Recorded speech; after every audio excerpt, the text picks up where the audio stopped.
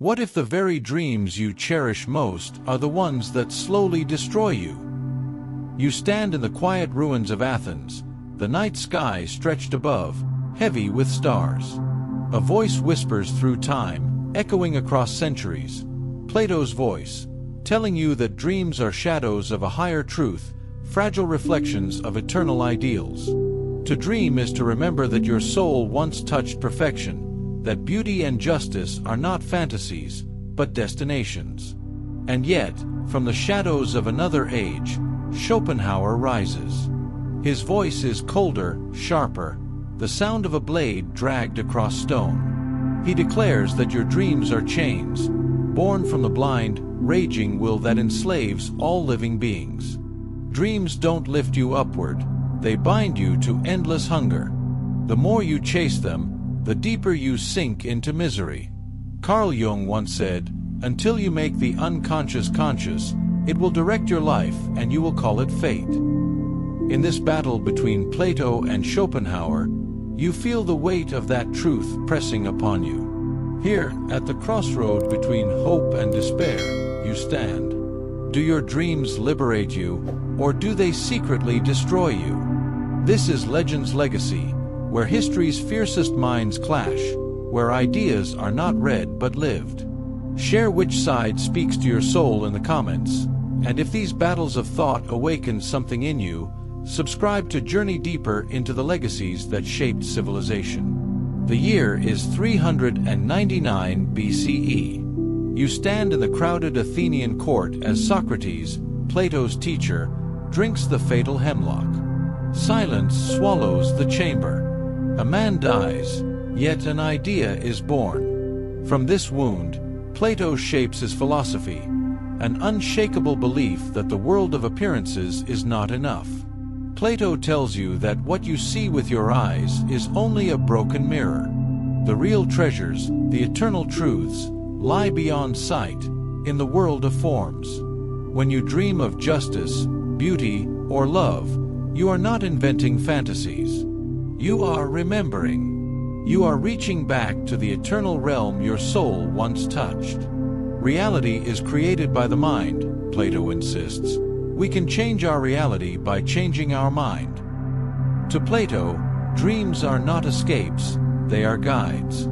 They point you toward perfection, whispering reminders that this fractured world is not all there is. When you imagine a more just society, or long for a deeper kind of beauty, you are aligning yourself with the highest good. But the danger is subtle, because dreams seduce. They promise you glimpses of eternity, but only if you dare to rise above shadows. Most people never leave the cave. They chain themselves to illusions, mistaking flickering images for truth. Only the courageous few break free, stepping into the blinding light of real knowledge. And here, you feel the tension building. For while Plato lifts your soul with hope, Schopenhauer waits in the shadows, sharpening his words like a dagger. Where Plato sees transcendence, Schopenhauer will see delusion. The question presses upon you: are your dreams eternal beacons of truth, or are they beautiful lies? Centuries have passed. The air is no longer filled with the sunlight of Athens, but with the gray, oppressive silence of 19th century Europe. You walk into a dim study, heavy curtains drawn, candles flickering low. At the desk sits Arthur Schopenhauer, his eyes piercing, as though he sees straight through your illusions. Where Plato lifted you toward eternal ideals, Schopenhauer drags you down to the marrow of existence. He tells you that life is not guided by reason, nor by divine order, but by a blind and insatiable force, the will. This will is not your choice. It is nature's cruel engine, compelling you to desire, to hunger, to chase without end. Life swings like a pendulum, he writes, backward and forward between pain and boredom. Your dreams, in his eyes, are nothing more than masks of this will. You think you are chasing love, meaning, beauty, but beneath it all, you are enslaved, pulled by desires that never rest.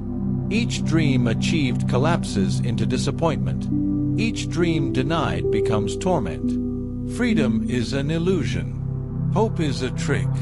Even art, love, ambition, all the noble pursuits, are merely opiates, distractions from the gnawing truth.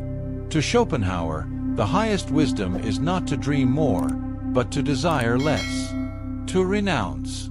To quiet the endless will, even if only for fleeting moments. You feel the weight of his words pressing into you. Plato invited you upward, toward light. Schopenhauer drags you downward, into darkness. Two visions collide. One promises transcendence, the other strips away hope. And yet, both point to a hidden danger. Your dreams may not be what they seem. You stand at a threshold where two worlds collide.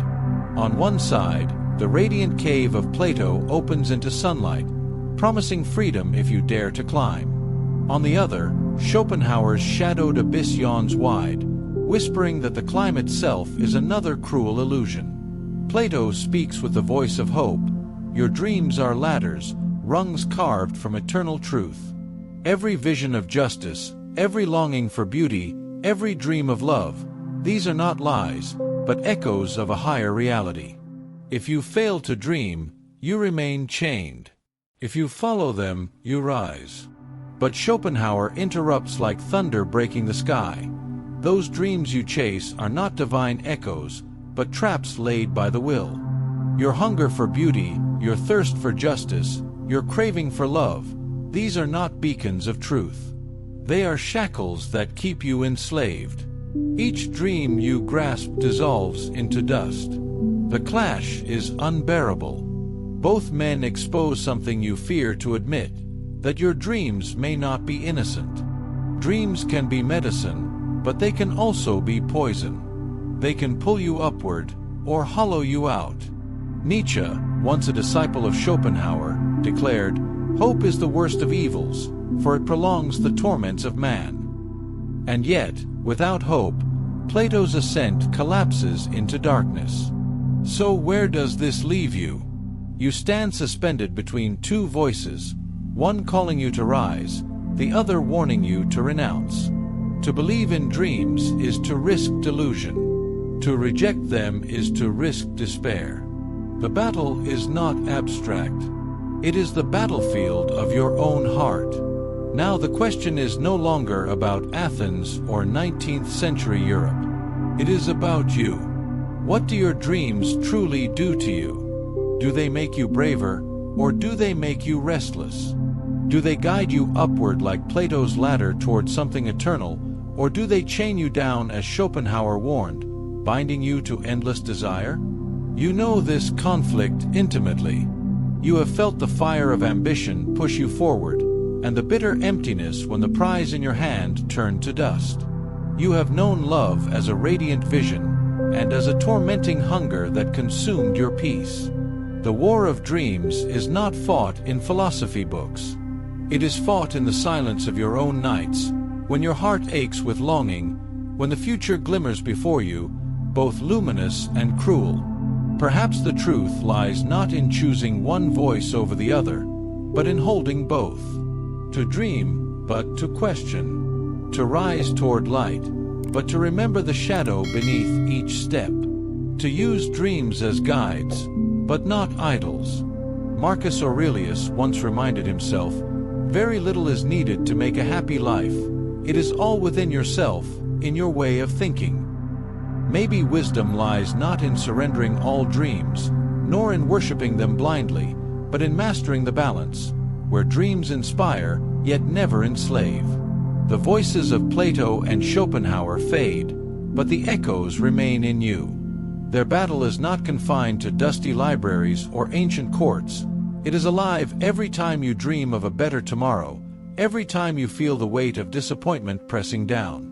Plato left you the gift of hope, a reminder that your longing for beauty and justice is not meaningless but rooted in something greater, something timeless.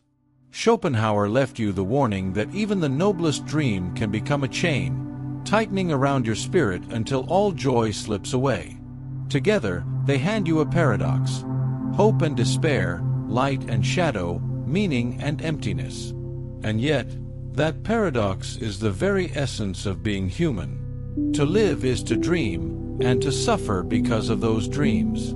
To fall, and to rise again. The clash of philosophers is not meant to give you an answer. It is meant to sharpen you, to force you into courage. Friedrich Nietzsche once said, "One must still have chaos in oneself to be able to give birth to a dancing star." Perhaps your dreams are that chaos, dangerous yet necessary.